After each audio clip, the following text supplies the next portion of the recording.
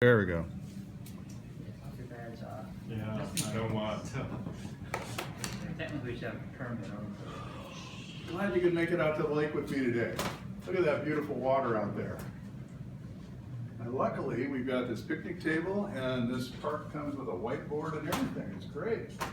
So I understand neither of you have fired a spud gun before. That's what I heard. Never have. Never have. First one I've ever seen. Well, it's going to be my pleasure then to show you how to have fun. What I call boy fun. You know, it's associated with things that blow up. And I remember the first time I was handed a spud gun. I had no idea what it was. My son-in-law gave it to me. We were out at a lake similar to this. And, you know, it was all loaded for me and everything. And when I pointed that out there and pulled that trigger, felt that recoil, watched that potato just sail out over the water and make that splash. But more importantly, heard the laughter myself and from the other people over there too. I mean, I had discovered some real good fun. And I like to share that with other people too. So what we're going to do today is I'm going to show you how to fire this gun the way I recommend you do it.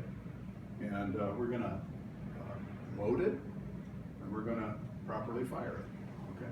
A couple of things we got to learn first, though, about combustion. We all pretty much know you need fuel, you need air, you need some ignition source. That's normal combustion. But we want to get into explosive combustion. And to do that, it's a little harder. You need the right amount of fuel. If you get too much fuel, it's not going to pop. If you got too much air, same thing. You got to have the right amount of fuel and air mixture to explode, and you got to make sure it's thoroughly mixed. Okay, so those are two important things. Now the fuel in this case is propane. Now why propane? Two reasons. One, it's clean. Other fuel you might use is going to gunk up your gun, leave residue behind. I used to use different fuels, and that was a real problem. And more importantly, it's measurable. You can measure very accurately how much fuel you're putting in that gun every time because it's a gas. And how do we do that? Well, we use this handy gauge. You got a propane tank, you got a couple of valves, you got a gauge. And these are valves you've seen before, 90 degrees. That's open, that's closed. So we've got both valves closed right now. Now what do you think is going to happen to the propane in this tank when I open this valve? Where's it going to go? Oh, it's going to go up to this pressure gauge and it's going to deadhead there. Yeah, good. It's going to get stuck right in there. Then when I close the valve, that gas is going to be trapped right in there between the two valves, right? And what's going to happen to this gauge when that gas enters? We'll show you how much it is, what the pressure is. It's going to go up. In this particular case, by trial and error, for this gun, we know that the right number for this to read is 60. Okay, 60 psi. That equates to this volume a certain number of moles of gas. So we got an accurate quantity. Now, if this valve lets the gas in, what do you suppose this valve's for? Lets it out. Right? Good. And so usually when you let the gas in, it goes way over 60. Okay, so we use this valve to just kind of crack it, lead it off a little, watch the gauge, and when it reads 60, we shut it off. Now we've got just the right amount of gas trapped in between these two valves. Okay? Now we can set that aside for now. We've got the perfect amount of gas measured. The next step is we need to make sure it's going to be properly mixed in the gun. And propane, although it's a good fuel, it has a disadvantage. It tends to settle out. So we need to take some special lengths to make sure it's going to mix well. Now, as you can see, I'm taking off the back of the gun. That's how we get inside. I'm just going to unscrew that. Pops right off. You can't really see it very well inside, but I've got a small computer fan mounted in here. It's a little fan. That's what's going to stir up the gas and the air, keep it all mixed well.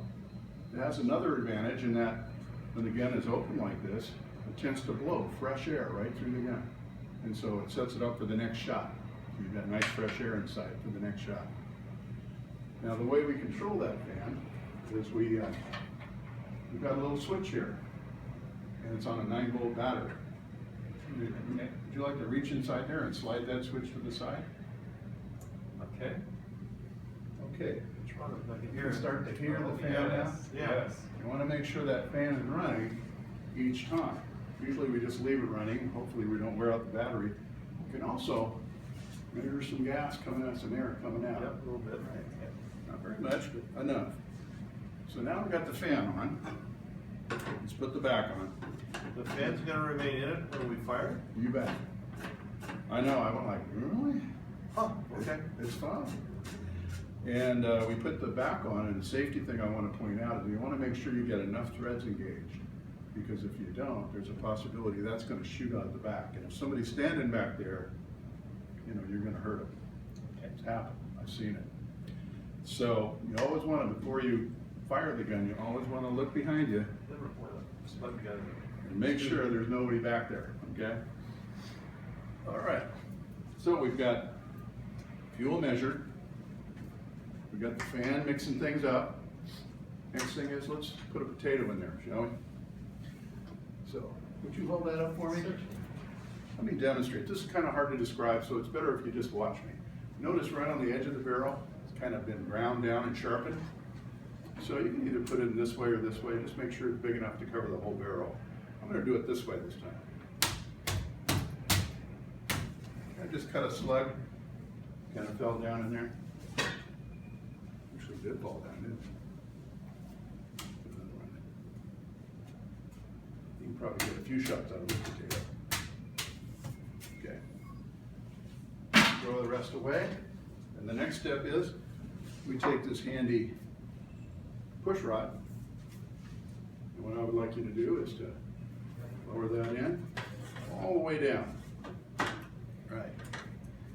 Okay, we've just pushed the potato down at the base of the barrel, and if you notice, this push rod size for this barrel, look where that potato is going to be, right down there where we want it, at the base of the barrel. See that? Okay, we can set that aside now.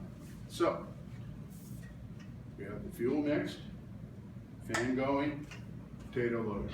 Okay, only other thing we need to do now is to load the fuel into the gun. And we just so happen to have a handy little pneumatic valve fitting right here, female, that fits perfectly with that male on the end. So if you would take this for me, I'm going to help you guide it right down on top of that. Push it down and it'll click. Okay? Hear that click? I'd like you to come over, open that valve, and let that gas into the gun. This one? Yep, just push it. Yep, just like that. Normally you hear a little psh, like that. Okay, now we can close that off. And we just disconnect the fitting. The gas is in here. Being mixed up. Potato's ready to go. Now all we need is ignition. So that's what this is. We've got a barbecue sparker, like you can get at any hardware store. We've got a couple of wires that come down. There's 2 screws, and they go inside the gun and they're gapped. So you get a nice little spark when you press the button. Okay? So that's it. We're ready to fire. I'll show you that the way I like to do it. There is a kickback, and I've seen it actually jump out of people's hands if they don't hold it. No. If I like to cradle it under my elbow or under my shoulder like this, you can actually hold the gun in one hand just like that, and notice my thumb is free to work the trigger if I do that. Usually hold it like this. I like a 45-degree angle, depending on if you're going for distance or whatever, how you're aiming it, and you fire. Yeah. Point it out over the water there. Okay. Ready to underneath my shoulder. 45-degree angle. Good. Yeah, you got your thumb. Go ahead and push that. Boom. Whoa. Whoa, that is way still in the air. Splash. Okay, very good. That was a good one. Let's see if you can get more distance on your shot. You have to put more gas in it or another potato? Oh, we have already done that. Yeah, for set. Okay. Now, oh, one thing. Don't forget to look behind you. Why do we do that? Make sure nobody's back there. And In case it explodes, Yeah. they can. And that cap comes popping off the back. Okay, I'm out of the way now. Boom. Well, I think you actually went farther with that one. That's good. Good job, sir. All right, that's it, guys. I think you are thoroughly proficient now in loading and firing this spud gun. Congratulations. Thank you, Bob. Thank you. Surprised.